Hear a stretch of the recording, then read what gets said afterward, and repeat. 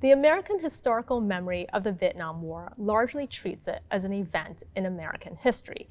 And by historical memory, I'm referring to both the academic scholarship and popular books and movies. Most American accounts focus on the American perspectives and American experiences and the impact of the war on American society. And I would argue that this is actually true for both anti-war and pro-war accounts.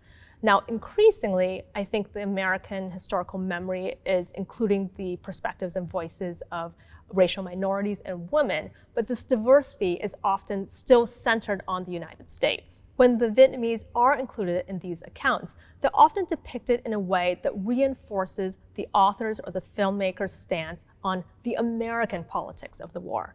So, for example, anti-war accounts will portray the NLF or North Vietnam War positively and sometimes even romanticizes the communists. In contrast, pro-war accounts will depict the NLF and the North Vietnam War negatively and sometimes even demonizes the communists.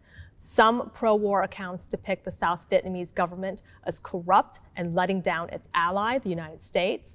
Other pro-war accounts depict the South Vietnamese government as flawed but worthy and unfairly abandoned by the United States.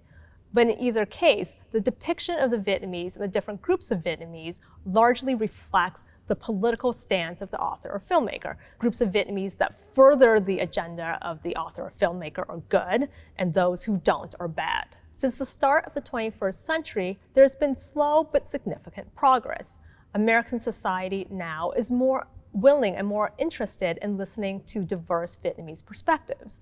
More American researchers are using Vietnamese language sources and writing about the Vietnamese dimension of the war.